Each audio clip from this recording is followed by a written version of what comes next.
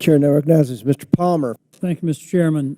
Madam Secretary, in response to a question a little while ago about the sale of oil from the Strategic Petroleum Reserve, you said that that was in response to the war in Ukraine. Is that correct? Yes. The first sale under the Biden administration occurred in November 2021. Sold 50 million barrels in an attempt to lower gasoline prices. That's 3 months before the war began. So I think you need to reevaluate your answer. By the way, the price of a gallon of gas in December of 2020 was $2.28. December 21, it was $3.41. This according to the Energy Information Administration.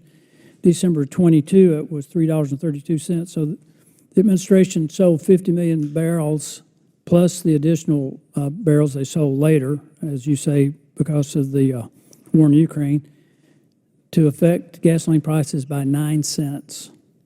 And by the way, according to EIA, the price of a gallon of regular gasoline right now is $3.73, $1.45 a gallon higher than it was in December 2020.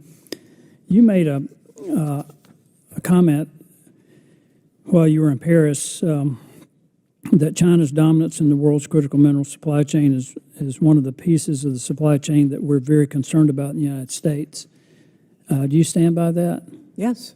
I'm very appreciative of that because I agree 100% that China is the existential threat to our economy and to our national security. But what's interesting is Alabama just rejected a Chinese Communist Party tied EV company's project that would have been located in northwest Alabama near Muscle Shoals that is now being located in Michigan. Did you have any role in the decision to locate that plant in Michigan? No.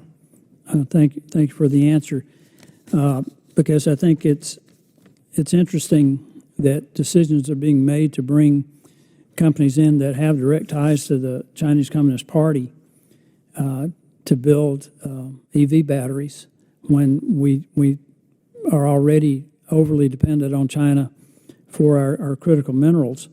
As a matter of fact, China is responsible for 60% of the worldwide production and 85% of the processing capacity. It's not just a matter of whether or not we mine the minerals here. It's a matter of whether we're able to process them or refine them. And I don't think there's a major rare earth refinery in the Western Hemisphere. So I just am concerned about where we are in critical minerals. I don't think our future's in electric vehicles, not in the short term, definitely. But I do think that this mass transition to renewables is making us even more. It's creating an even greater national security risk because of our dependence on China for critical minerals and rare earths and the processing and refining. May I respond to that? Yes, ma'am. The administration shares your concern, and that's why we've signed into, the President has signed into law and Congress has passed all of these incentives to bring critical minerals extraction, refining, processing, incorporation into the battery in the United States. As I was saying at the very beginning, because of these incentives, our U.S. graphite production, for example, is expected to increase 25-fold by 2030.